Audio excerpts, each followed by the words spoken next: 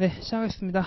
네, 저희 사례 단과하고 11주 정도 할 건데 중간에 금요일 날 제가 이제 회사에서 행사 같은 게 한두 번 정도 있거든요. 그때마다 좀 날짜 조금만 바꿀게요. 네, 그리고 웬만하면 금요일 날 갈 거고, 그 다음에 오늘 아까 보셨죠? 한 문제만 풀라고 해놓은 거 보셨나요?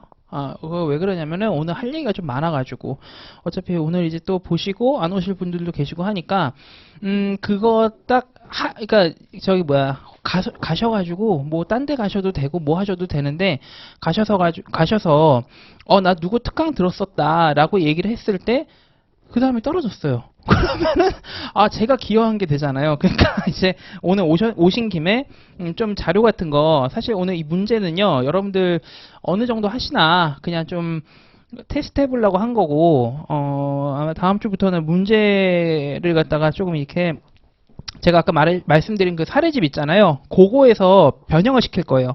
그러니까 이제 간단하죠. 88번까지니까 그러면 10주로 나누면 한 주에 한 8문제 정도 보면 돼요. 그러면 8문제를 갖다가 하루에 뭐 한 문제에서 두 문제 정도 푸시잖아요.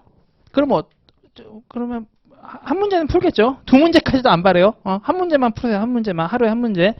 그러면 풀고 오시면은 여기서 똑같은 문제를 내는 게 아니에요. 여기서 똑같은 문제를 내는 게 아니라 여기에 있는 문제를 가지고 제가 변형을 할 거예요. 두 문제를 다. 8문제 중에 두 문제를. 왜 그러냐면 첫 번째 제일 중요한 건 뭐예요? 저작권 지금 절판된 책이라 저작권이 있고, 두 번째는 뭐냐면은 여러분들한테 몇 번 낸다고 하면은 여러분들 어떻게 와요? 암기해서 와요. 지금도 오늘도 이제 기출문제 암기해 와가지고 막 썼잖아요. 자녀집 매수 수용 청구. 그거 답 아닌데. 그쵸? 그러니까 이제 암기해서 여기 와서 쓰시겠다 하면 의미가 없어요. 그쵸? 그렇기 때문에 이제 요 암기 같은 거 해서 답안지 못 쓰게 하려고 제가 변형을 시키는 거예요. 그리고 여기 죄송한데 스터디 하는 분들 여기서 한 문제는 그 다음날 스터디에서 한 번 더 낼 거예요. 저한테 왜 스터디에 냈던 문제 또 내냐, 단과에 냈던 문제 왜 또 내냐, 그거 잘 푸세요. 잘 푸시면 돼요. 아시겠죠? 요거라도 한 문제 잡아가면 좋다.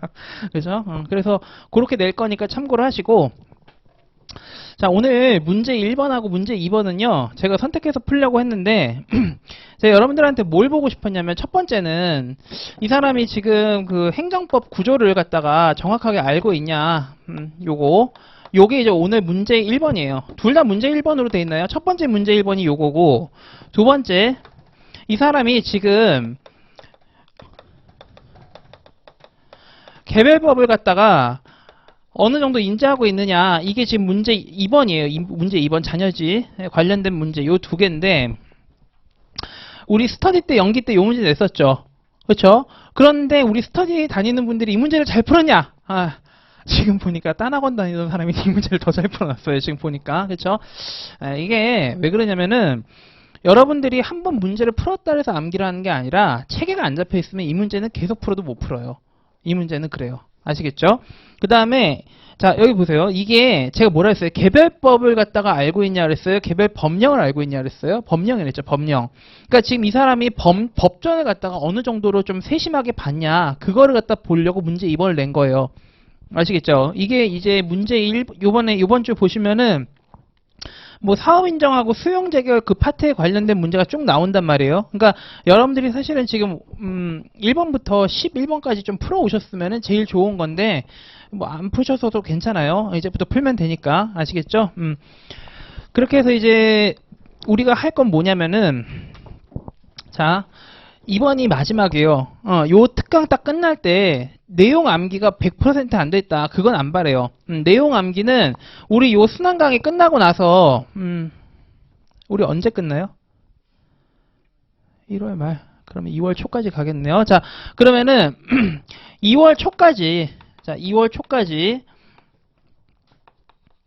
자, 답안 작성이 돼야 돼요. 여태까지 제가 뭐라 그랬죠? 기본 강의 때는 뭐라 그랬죠? 괜찮다. 그냥 목차 잡고 배점하는 거 이제 언젠간 된다, 이랬죠? 연기 때 뭐라 그랬죠? 연습해봅시다, 이랬죠? 연습하면 돼요. 연습하면 돼요, 했죠? 이제 1기 끝나고 요 수업 딱 끝날 때 답안 작성이 안 된다. 그럼 이제 어떻게 하셔야 되냐면은, 자, 2차에서 실무하고 이론에 목숨을 거셔야 돼요. 왜냐면 법규는 이제 안 돼요. 내년 2월 말에 본인이 느끼는 법규가 그대로 가요. 왜냐면 그때부터는 본인이 뭐밖에 안 하냐면 암기밖에 안 한단 말이에요. 그 암기를 한다고 문제가 풀리냐? 안 풀리거든요. 요게 안 돼 있으면은 내가 알아도 문제가 안 풀려요, 어차피. 그러니까 그때부터는 어떻게 해야 되냐? 이 과목에서 마음을 비워야 돼요. 이 과목에서 마음을 비우고 책을 갖다 반복해서 보고 그때부터 무조건 내가 사례집만 보든 누구 스터디 문제만 보든 양을 정말 많이 줄여야 돼요. 이때부터 이거 한번 해보겠다 하면은 안 돼요. 아시겠죠? 또는 1차 하러 가시면 되겠고, 그 다음에 이제 요 답안 작성이 무조건 끝나 있어야 된다. 그 다음에 이제 내용 암기가 제가 봤을 때는 토지 보상 있죠. 요 토지 보상 쪽 정도는 암기가 돼 있으셔야 돼요. 왜냐하면 감정평가하고 부공법은 사실 개별법적인 개념이 거의 없어요. 그쵸? 지금부터 몇 개월이에요? 11월 지금 며칠이죠, 오늘이? 22일, 12일, 2, 3개월이죠. 그쵸? 거기다 지금까지 했던 거 있죠? 그럼 이제 6개월이에요? 6개월이면 이제 수용재결이 뭔지는 알아야 되잖아요. 그쵸? 그 정도까지 암기가 돼 있어야 돼요. 그 다음에 내가 만약에 내용 암기랑 이 답안 작성하는 게 이 정도 돼 있는 다음에 나머지 이제 3개월 동안에 법규 분량 좀 줄이면서 암기를 어떻게 하면 돼요? 감정평가법하고 부공법 이때부터 높이기 시작하면 돼요. 사실 이때 되면은 이 정도 하면은 암기할 게 없다 생각이 들어요. 왜냐하면 나 맨날 부공법하고 감정평가법 안 해온 것 같아가지고 불안한데 어때요? 문제는 다 풀려요, 항상. 그렇게 돼요. 1차 할 때는 부공법하고 감정평가법 안 해오면 어떻게 돼요? 큰일 나죠. 1차에서 큰일 나죠. 2.5점씩 날라가잖아요. 내 살점이 날라가잖아요. 근데 이거는 그런 과목이 아니기 때문에 어때요? 문제가 풀려요, 알아서. 그렇기 때문에 요 정도가 안 되면은 그때부터 이제 전략을 바꿔야 된다. 그렇죠? 근데 이때 가가지고 실무도 안 돼 있다. 뭐 이론도 안 돼 있다. 이론은 내가 버리려서 버렸고 실무는 원래부터 안 된다. 그럼 이쪽을 추천드려요. 1차를. 아시겠죠? 지금 하는 얘기 잘 들으세요. 제가 7월 달에 똑같은 얘기 했었어요. 7월 달에도. 절대로 뭐 끝까지 가보자. 그 뭐라 해야죠? 뭐 뚝심을 갖다 지킨다. 안 지켜도 돼요. 뚝심 안 지켜도 되고 빨리 요때로 갈수록 어떻게 돼요? 본인이 조금 더 이제 이 기회를 갖다 살리는 거예요. 그렇죠? 무슨 얘기냐면은 여기 벽이 보인단 말이에요. 차가 시속 한 200으로 달리고 있어요, 지금. 그쵸? 내가 가면 죽을 게 보여요, 안 보여요? 보인다니까요, 지금? 정확하게 딱 1km 남았어요. 1km 남았는데 시속 200으로 달리고 있는 거예요, 이 상태가 지금. 그쵸? 죽을 게 보이죠? 그거 어때요? 요번에 못 나가겠구나. 벽을 지우고 다시 한번 달리자. 이러고서 쭉 달리시면 돼요. 요 얘기예요, 요 얘기. 그러니까, 1차를 갖다 한 번 더 보는 게 시간이 더 가는 거 아니냐? 절대 아니에요. 4년 걸릴 거 3년 안에 끝내는 게 낫잖아요. 그쵸? 그러니까, 항상 저거 잘 생각하시고, 요번 단과 끝날 때까지 무조건 이건 돼 있어야겠다. 요 생각 꼭 하셔야 돼요. 아시겠죠? 자, 그리고, 법규 지금, 여기 단연차라 그러면 손 안 드실 테니까 초시생. 공부한 지 2년 이내 됐다. 공부한 지 2년. 맞네요. 자, 이분들 같은 경우에, 단연차를 먹기가 쉬워요. 지금 같은 환경에서는. 아시겠죠? 자, 우리 항상 오늘 이제 뭘 볼 거냐면, 법규 문제 접근하는 걸 어떻게 해야 되는지 그걸 갖다 먼저 보고 나서 다음 시간부터는 문제만 풀 거예요. 문제만. 아시겠죠? 오늘 받은 프린트 얘네들 있죠? 요 4개. 예시답안 빼고 요 3개 있죠? 요 3개. 요 3개를 이거 복습 안 해도 돼요. 요걸 하세요. 요거. 아시겠죠? 요 3개를 해야 돼요. 꼭.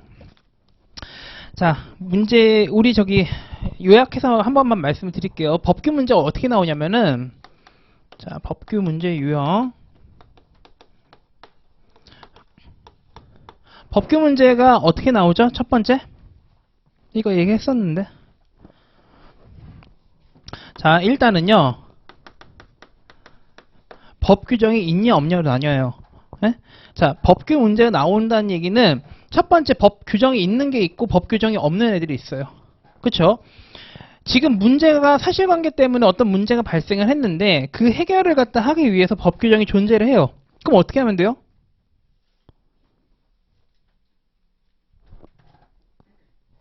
그쵸? 자, 항상 첫 강의가 어려워요. 자, 법이 있으면 어떻게 하면 돼요? 자, 그 법을 갖다가 적용을 하면 돼요. 적용이라는 단어 아시나요, 혹시? 네, 적용을 하면 돼요, 적용을. 근데 적용을 하는데 이제 뭐가 문제가 발생하냐면은 법에 모든 걸 다 담을 수가 있어요? 없죠. 자, 그러니까 요건이 명백한 경우가 있어요. 명확한 경우. 또는 요건이 어떤 경우도 있겠어요? 그렇죠. 불명확한 경우가 있다 이거예요. 얘는 요건이고 나발이고 불명확하든 확정된 거든 아무것도 없는 애예요. 제일 심각한 애죠. 법 규정이 없는 거예요. 문제가 발생했는데 법 규정이 없대요. 그렇죠? 자, 그러면 요건이 명확하다. 그럼 어떻게 하면 돼요? 그대로 그냥 요건을 포섭하면 돼요. 이게 가장 기본적인 문제예요. 이게 가장 기본적인 문제고 오늘 문제 2번 있죠. 문제 2번. 그 문제 2번이 요 문제 전형적인 거예요. 그러니까 얘를 갖다 잘 풀려면 뭘 해야 돼요? 법 규정이 있으니까 그걸 정확하게 알아야지만 이걸 푼다는 얘기예요. 아시겠어요? 자, 만약에 불명확하다. 그럼 어떻게 돼요? 요건이 불명확해요. 그러면 이 요건을 갖다 해석할 때 문제가 되겠죠? 그럼 어떻게 이걸 갖다 해석을 할 거냐? 자, 우리 가장 중요한 게 행소법 있죠. 우리가 공부하는 감정평가법이나 토지보상법 다 무슨 법이에요? 맞아요. 공법이에요. 공법. 얘는요, 공법 중에 공법 영역에서 분쟁에 관련된 거 갖다 싹 다 묶어가지고 인수분해 해놓은 거예요. 공통분모만 쫙 빼가지고 모아놓은 거예요. 행소법은. 그쵸? 그렇기 때문에 모든 분쟁이 발생을 할 때는 요 법에 따른 이념이 있잖아요. 그걸로 우리가 판단을 일단 해야 돼요. 그러면 요 요건을 해석할 때, 자, 행소법에 보면요, 가장 큰, 두 개가 나와요. 두 가지 이념이 나오는데, 그게 뭐예요?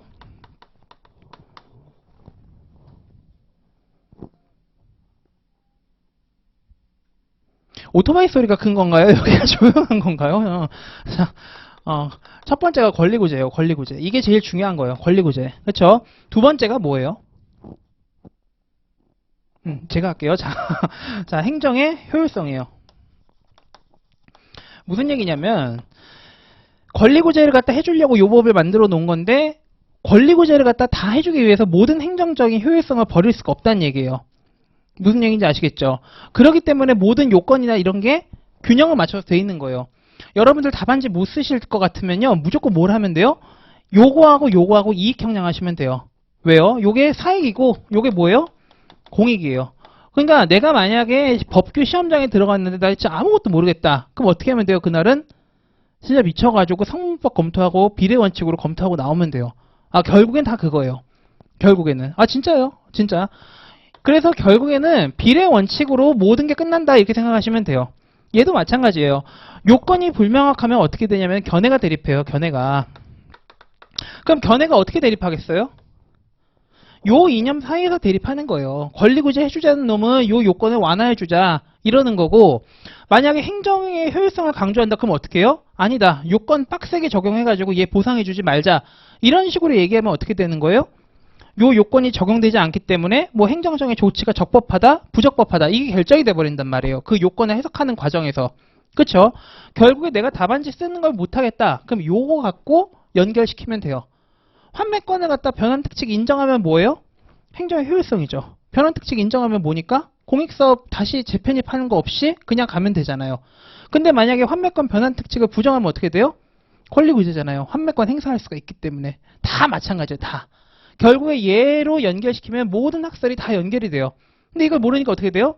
학설을 다 외워야 되는 걸로 생각하는 게 문제가 되는 거예요. 자, 그래서 요 견해 대립이 있다 보면은 이제 어떻게 되죠? 누가 나와요? 누가 나와요? 얘네가 나오는 거예요. 얘네가.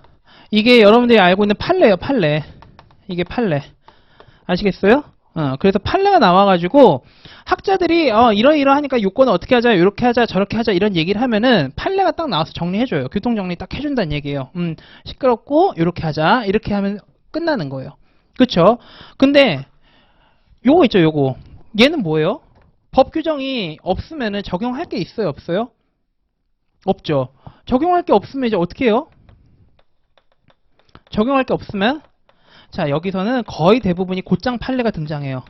자, 이제 얘네가 문제가 되는 판례인데, 여러분들이 맨날 그 들어가는 그 특강 대상 판례 있죠. 일부 막 무슨 뭐 어디 학원에서 다 하는 요 판례 특강에 나오는 판례들 있잖아요. 요 판례들이 여러분들이 맞닥뜨리는 그 문제예요. 올해 이제 문제 30회 문제 2번 같은 애들 있죠? 그거 기본서에 없죠. 법 규정이 없죠. 그거 뭐였어요? 자녀지도 아니고 자녀 건축물도 아니고 부대시설이었어요. 부대시설. 거기에 대한 시설 비용을 어떻게 보상받을 거냐에 관한 문제였죠. 법의 규정이 없어요. 그쵸? 그럼 이 위영역이 아니라 어디예요? 여기에요, 여기. 그쵸? 몇 점이에요? 20%예요, 20%. 요 시험 문제 나오는 게 보통 15%에서 많으면 20%예요. 그쵸? 근데 이제 어떻게 돼요? 이 여러분들이 기본서에서 보는 애들 있죠? 그게 요 위에요. 여기가 한 80에서 85%는 다 얘네가 먹어요. 그런 예를 들면 이런 애들 있잖아요. 뭐 있죠? 제일 유명한 게 뭐 있을까요? 판례가 기준을 딱 제시해 주는 거. 여러분들 기사동 들어보셨죠? 기사동. 기본적 사실관계 동일성. 얘 규정 있나요? 없나요? 없어요. 근데 우리 알고는 있잖아요. 누가 제시해줘요? 판례가 기준을 제시해주죠. 어떤 거에서만 추가 변경할 수 있다. 그쵸?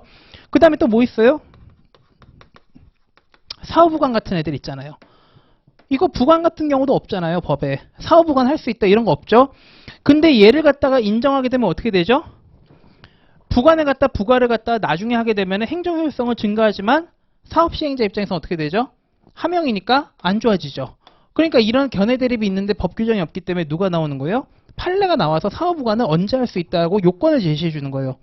여러분들이 암기해야 되는 판례가 기본서에 다 있다고요. 이런 요건을 갖다 제시해주는 판례를 갖다 다 외워야 되는데 이거 갖다 다 외우고 이제 시험장에 들어가면은 이거는 어떻게 부벼서 쓰는데 이제 3월 달에 뭘 하기 시작해요? 병이 더 도지면 어떻게 돼요? 5월 달에 이걸 갖다 하기 시작해요. 5월 달에 하면서 어떻게 돼요? 머리에 한계가 있잖아요. 이 15%를 머리에 넣어야 되잖아요. 그럼 어떻게 해요? 이걸 빨리 지워야 되는 거예요. 이거를 빨리 잊어버려야 되는 거예요. 그럼 어떻게 돼요?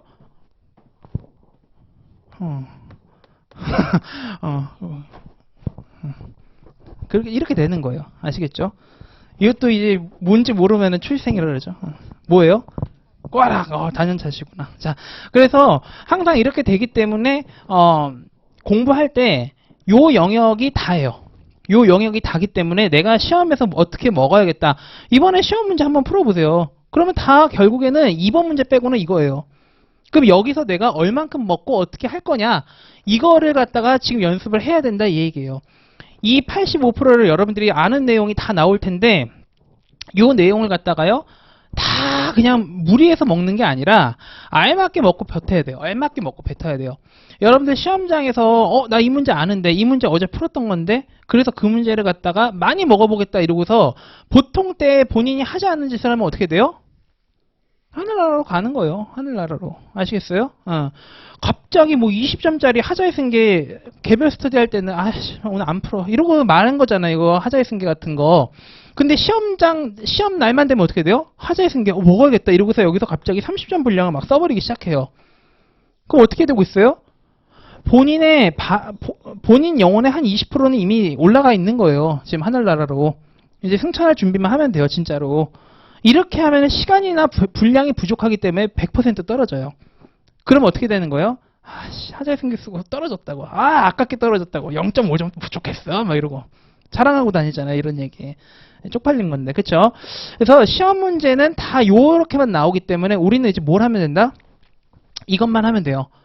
예전에는 단연차들이 많았어요. 단연차들이 많다는 얘기는 뭐냐면은 특히나 법규같이 좀 이렇게 유형화가 돼 있고 내용이 많지 않은 거 있잖아요. 이론하고 실무에 비해서 내용이 좀 정해져 있죠. 유형화가 돼 있죠. 그럴수록 이제 어떻게 되냐면은 단연차들이 이 80%나 85%가 되게 강한 거예요.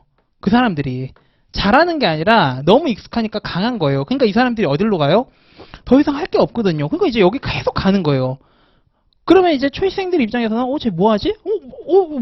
막 이래요. 그러니까 어떻게 되는 거예요? 이러고 와. 그럼 이제 이 한 명이 수명을 갖다가 다 제거를 시키는 거예요. 응? 홈키퍼 같은 애라고. 홈키퍼 아시죠? 그 약. 그런 일이 이제 몇 년 전에 있었다 이거예요. 몇 년 전에. 지금은 안 그래요. 지금은 여길로 갈 만한 사람이 없어요. 제가 채점을 하다 보면은 이제는 혹시라도 여길로 갈 수 있는 사람이 몇 명만 좀 보이면 나도 좀 힘이 나겠다 이러는데 지금은 없어요. 그러니까 이제는 안 봐도 돼요. 안 봐도 되고 설령 이 문제가 나온다 하더라도 여기서 내가 배웠던 걸 이걸 어떻게 비집어서 이제 해결을 할 거냐 이걸 갖다 알아야지 여러분들이 어느 시험장에서 어떤 문제가 나오든지 간에 이걸 푼다는 거예요. 아시겠죠? 그렇기 때문에 그걸 연습하자는 거지 와가지고 무슨 저랑 암기를 하자. 저는 암기 안 해도 돼요. 어느 정도 돼 있거든요. 저는 암기 안 해도 돼요. 그러니까 암기는 각자 하시는 거고 지금은 뭐냐면은 이제 답안지 쓰는 거, 목차 구성하는 거 진짜 이제 마지막이에요. 마지막. 그러니까 이제 이거를 기존에 스터디에서 했던 분들은 정말 완벽하게 해서 어떤 문제가 나오더라도 내가 무너지지 않겠다 이 생각을 하셔야 되는 거고 처음 오신 분들은 저랑 같이 스터디를 가지 않는 분들이 또 있을 테니까 그 스터디를 같이 안 간다 하더라도 내가 이제 어딜 가서든 어떤 스터디 문제를 풀든지 간에 학원 스터디는 전혀 신경 쓰지 마세요. 아시겠죠? 학원 스터디는 보통 본인의 교재나 뭐 이런 프린트 이게 아니면 채점 팀장들이 자기가 배웠던 거 이외로는 채점을 안 해요. 답안지랑 다르면은 일단 긋는단 말이에요. 그쵸? 그럼 예를 들면 내가 긍정서를 취했고 판례가 부정서를 취했단 말이에요. 그랬는데도 불구하고 그래가지고 나는 사안을 갖다 긍정설로 포섭했다. 그럼 일단 일반 학원에서는 어떻게 해요? 이 점수가 부정설을 취한 사람보다 점수가 낮아요. 대부분이 그래요. 대부분이. 실제 답안지하고 다르면. 그렇게 채점을 하면 안 되는 거예요. 그러니까 안 된다기보다도 실전에서 그런 사람들이 시험장에 들어가서 시험을 보잖아요. 이 사람하고 판례하고 결론이 다르다 이래가지고 몇 점 차이 날 것 같아요? 오히려 얘가 점수가 더 날 수도 있어요. 실전에서. 포섭을 갖다 진짜 잘했다. 그럼 점수 더 잘 받을 수가 있다고요. 그리고 학설 같은 거. 아까 제가 얘기했죠. 뭐 환매권 변환 특집 같은 거 인정한다. 무슨 뭐 환매권자의 어쩌고저쩌고 뭐 사업시행자의 뭐 어쩌고저쩌고 그런 학설 갖다가 내가 들어갔는데 기억이 안 나요. 내가 실전에 들어갔는데 유예생으로 들어왔어요. 그럼 이제 머리가 하얘져요? 안 하얘져요? 하얘져요. 내 이름도 까먹어요. 그러면 어떻게 돼요?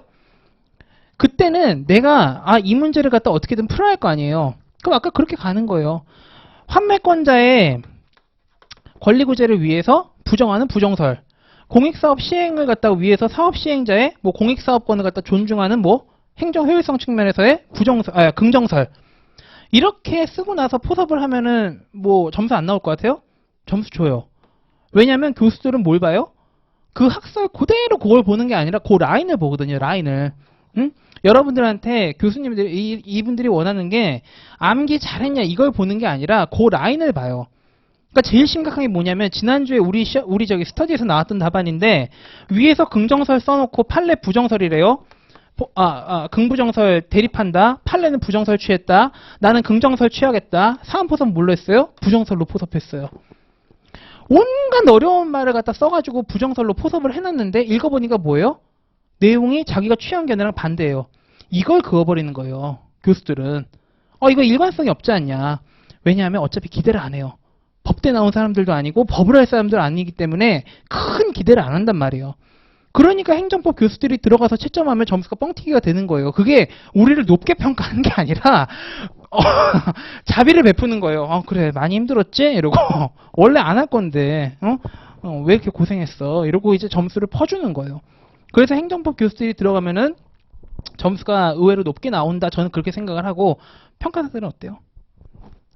틀렸네. 새끼. 그 다음에는 그냥 싫어. 그러니까 점수가 평가사님들이 들어가면은 점수가 좀 짠 것 같아요. 제 생각엔. 저도 이건 수소문이니까. 그쵸? 그래서 그냥 그렇더라. 그 정도 아시면 되겠고. 이제 제가 답안지 보다 보니까 지금 제일 심각한 게 뭐냐면 제가 뭐부터 봤을 것 같아요? 네?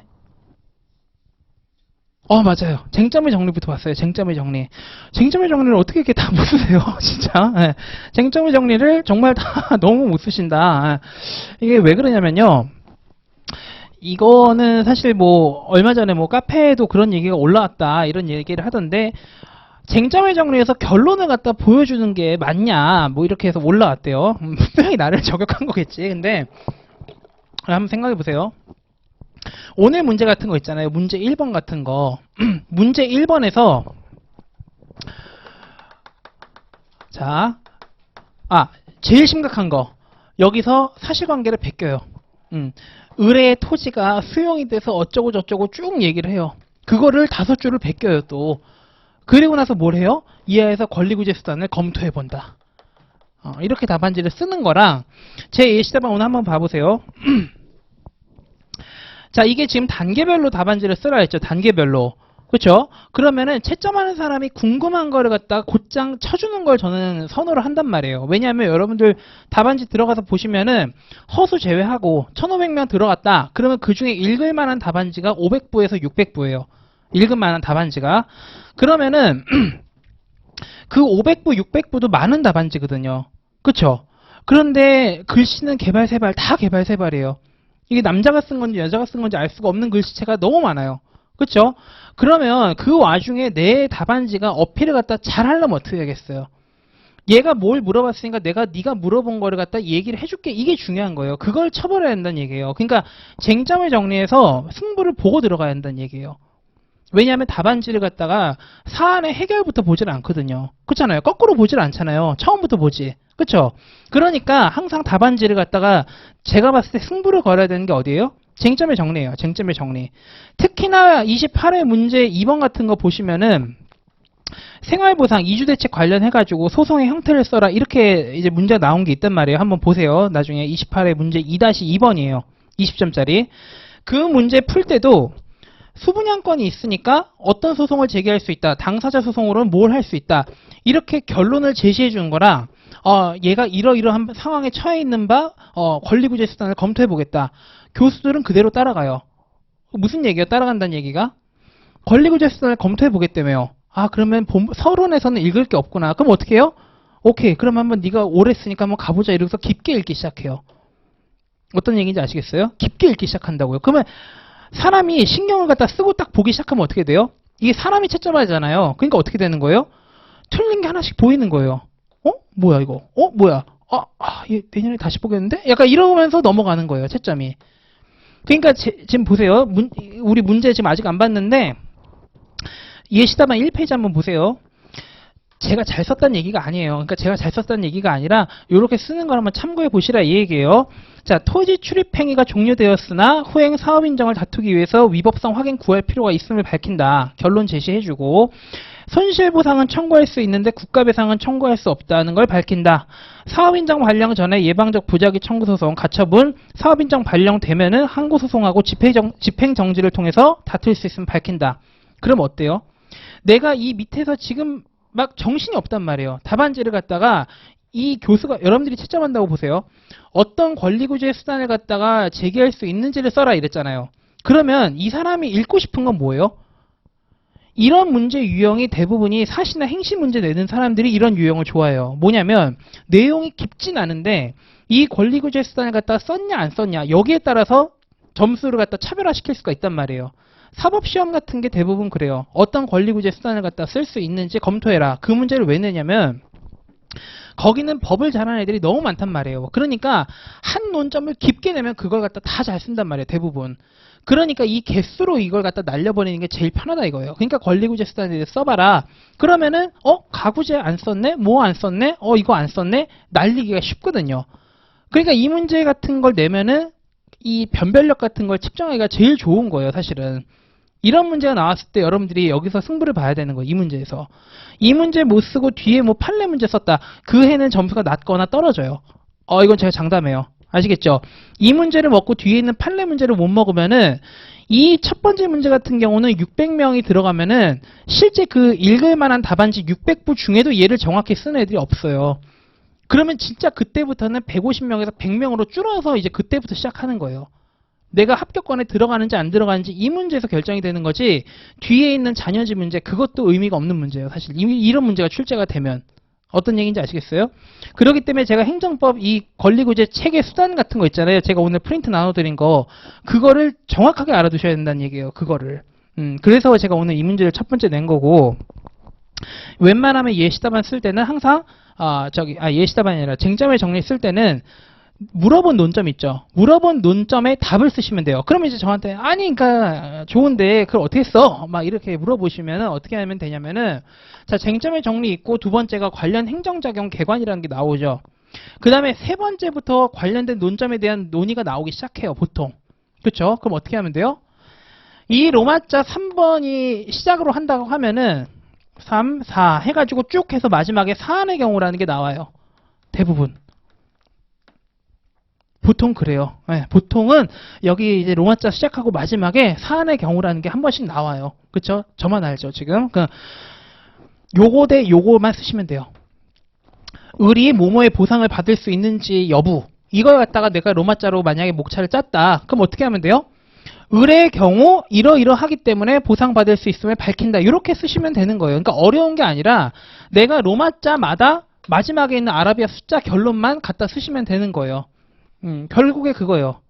어떤 얘기인지 아시겠죠? 이거를 갖다가 막 어렵다 이러시는데 이거 전혀 안 어려워요. 그냥 로마자만 잘 잡으면 어때요? 거기에 따른 사안 포선만 하신 다음에 요 로마자에 해당하는 놈을 요 마지막에 있는 아라비아 숫자랑 매칭만 시켜서 쟁점의 정리에 복붙하시면 되는 거예요. 그렇게 하면 돼요. 그렇게. 아시겠죠? 자, 그리고 오늘 답안지 또 보다 보니까 법적 성질이라는 게 안 나오는데 법적 성질이 안 나오는데 법적 성질 왜 써요? 스터디 답안지에 두 번째 항상 나오니까 그냥 법적 성질 쓰니까 그러니까 답안지 쓰는 거죠. 법적 성질. 법적 성질 왜 써요? 쉬었다 하고 싶어요? 왜 그래요? 왜 그래요? 자, 왜 법적 성질이 무조건 맨 앞에서 나와야 되죠, 우리? 그쵸? 역시 합격 스터디야죠. 자, 보세요. 이게 법적 성질이 여러분들 지금 이걸 갖다가 아무데나 그냥 짱 박아 두시는 답안들이 많은데 이게 그렇게 하시면 안 돼요. 이게 그렇게 하시면 안 되는 게 왜 그러냐면은 여러분 보세요. 우리 행정소송법에 그 관련된 권리구제 수단을 어떻게 나눠 놓고 있죠?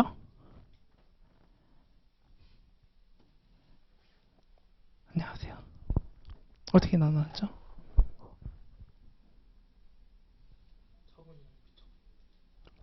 오? 인강 그러셨나? 자, 보통 우리 그 권리구제 수단을요, 크게 나누면은 주관소송이라는 게 있고요, 공익소송이라는 게 있어요. 이게 이제 주민소송 같은 거 얘기하는 건데, 우리 시험에는 이게 안 나와요. 이거는 개별법에 규정이 있는 경우만 나오는 거예요. 저런 수단은. 그럼 우리 시험에서 나올 수 있는 주관소송이라는 게 뭐냐면은, 이거는 이제 권리구제에 관한 소송이고, 얘는 완전히 공익에 관련된 소송이에요. 권리구제 반대가 뭐죠? 행정의 효율성이죠. 공익소송이라는 거예요. 공익. 이 권리구제 수단에 크게 보면은 뭐 어떻게 나뉘죠? 아까 처분, 비처분 좋으셨는데 조금만 더 자세히 항고하고 뭐로 나뉘죠? 그쵸? 당사자로 나뉘어요. 자, 요 항고 안에 취소 무효가 있고 부작위 위법 확인 소송이 있죠. 그러면 그 항고 소송 안에서도 처분이냐 부작이냐에 따라서 나눠놨잖아요. 그쵸? 근데 그걸 갖다가 논의를 하고 일단 항고랑 당사자로 나눴다는 것 때문에 우리가 법적 성질을 써야 되는 거예요. 그쵸? 왜냐하면 우리가 보통 소송을 갖다 이제 항고 소송을 기준으로 얘기했을 때 항고 소송 들어갔을 때 뭐부터 판단하죠?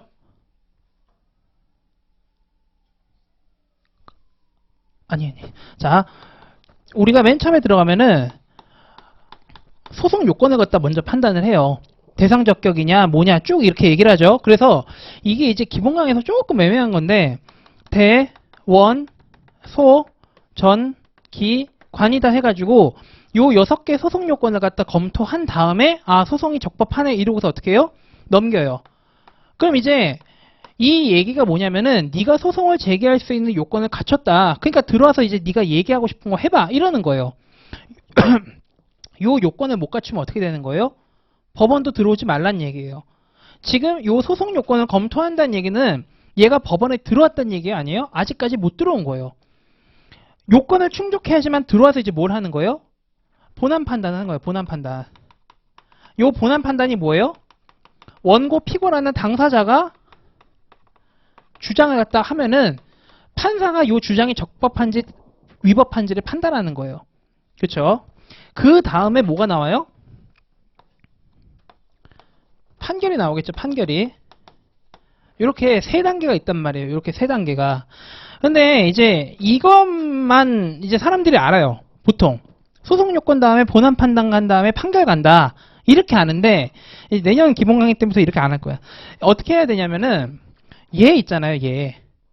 얘가 요 밖으로 나가야 되는 거예요. 사실은.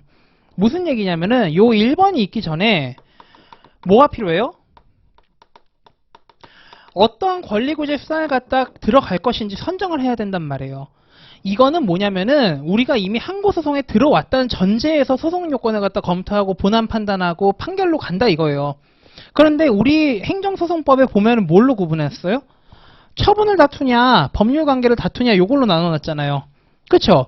그러니까 내가 어떤 행정작용이 마음에 안 든다. 그럼 어떻게 해야 돼요? 그 행정작용이 처분이냐 아니냐를 갖다 판단을 해야지만 요 뒤로 가서 본안 판단을 하기 때문에 법적 성질이 무조건 나와야 되는 거예요. 본안 판단을 묻든 소송 요건을 묻든 판결을 묻든지 간에 관련된 행정작용에서 처분성이 인정되는지 안 되는지는 무조건 써줘야 되는 거예요. 어떤 얘기인지 아시겠어요? 그게 중요한데 오늘 답안지에도 지금 첫 번째 문제는 아예 권리구제 수단 문제가 나왔잖아요. 보세요. 여러분들이 지금 이거를 갖다가 매칭을 지금 못 시킨다는 느낌이 지금 팍 들어요. 답안지에. 무슨 얘기냐면은 우리 행정작용이 여러분들 보통 기본서 보면 행정작용이다 해가지고 2장에서 보통 나오거든요. 첫 번째가 행정법관계가 나오고 행정작용이라고 해서 뭐뭐 나와요? 행정입법 나오고 뭐 나오죠? 행위 나오죠. 그 다음에 행정지도 나오고요. 행정 뭐 나와요? 계획 나와요. 그 다음에 조금 분위기 바뀌는 거 사실행위 나오죠. 그 다음에 또 뭐 나오죠?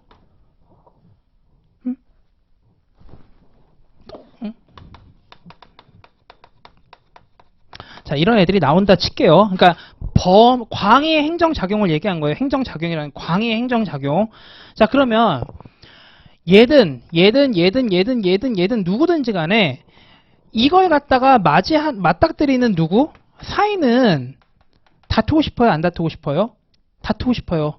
김씨 인삼 말고 쌀 농사하지? 저기 나한테 위협으로 다가와. 그 뭐예요? 행정지도예요. 행정지도.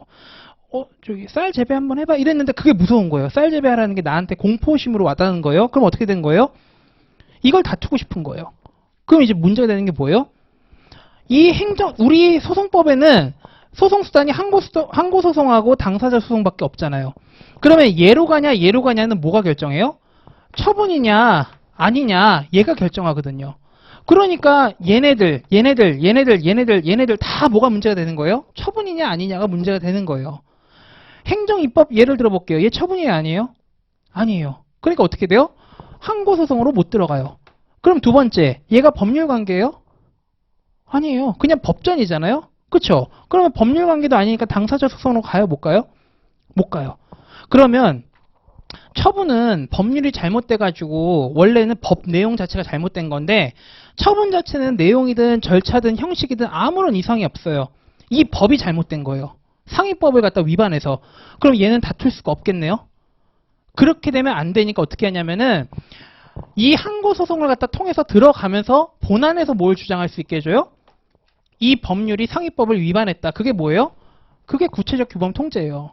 요 구체적 규범 통제 같은 것도 왜 이런 제도를 만들어 놨냐면은 요 체계에서 이게 설명이 안 되는 거예요.